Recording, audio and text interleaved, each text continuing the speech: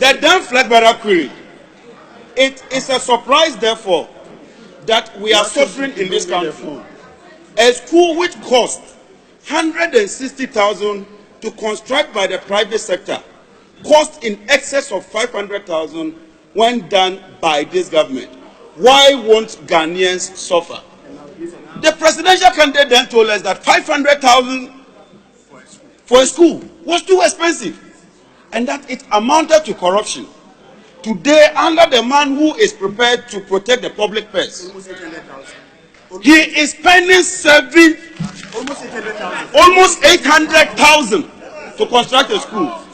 Mr. Speaker, I do recall the majority leader when he said that when you throw ash into the air, it certainly comes back into your eyes. If 500,000 is mark of corruption, if 500,000 was too expensive, what do we talk about 770,000? What is happening? In less than a year, this is what we are seeing.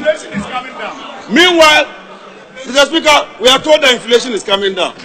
But Mr. Speaker, when we met as a committee, we were told that the ministry formed and inaugurated a 10-member regional team and trained them to conduct the infrastructure needs of all the 275 constituencies. Mr. Speaker, I am the MP for Yape Kosogo constituency. If you come to the constituency, Mr. Speaker, and you want to interact with stakeholders, does it not make sense? Is it not proper that at least you talk to the MP to also contribute and tell you what their problems are? We are members of parliament, Mr. Speaker. We are members of parliament. When something goes wrong, we shouldn't take partisan position.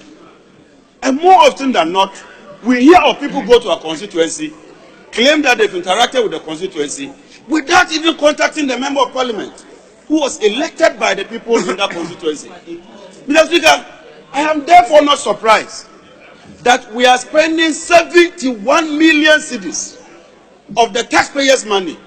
And if you go to the appendices, Mr. Speaker, Appendix 4A tells you that we are taking more than 400 million out of our oil money. And out of that, we are using 71 million to run these offices.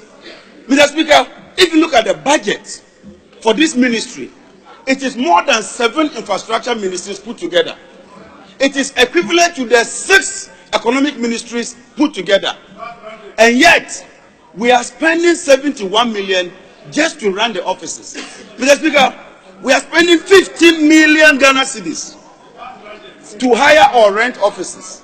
And in that same year, after renting offices for 15 million, we renovate them for another 3 million. I mean, why can we dissipate the public purse in such a manner?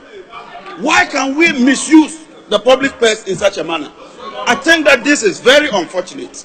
Mr. Speaker, if you go to my constituency and you tell them that you want to spur development, you want to bring productivity, the solution is not to procure an ambulance. My district can procure that ambulance. If you want to construct cheap compounds, there's a Ministry of Health. If you want to construct dugouts, there's a Ministry of Agric.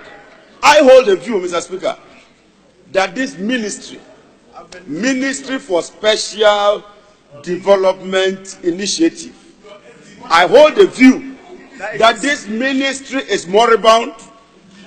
It ought not to exist because it is nothing but a duplication of the work of the assemblies and the existing ministries, Mr. Speaker. We are spending 71 million cedis of the Ghanaian taxpayer.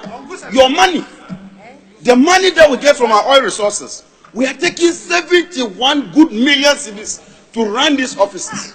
We are spending 15 million to rent offices. Couldn't we have used this money for something better? Mr. Speaker, it saddens me.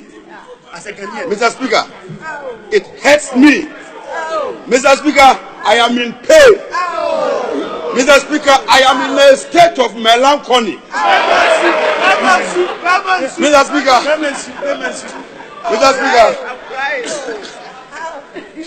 Mr. Speaker, we can't continue like this. No.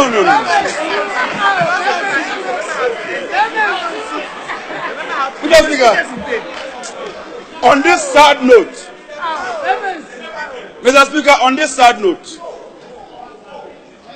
I wish to advise His Excellency the President to listen to our advice and protect the public first, and not turn this ministry into a ministry where money is dissipated, where money is spent without value for money. Thank you, Right Honorable Speaker.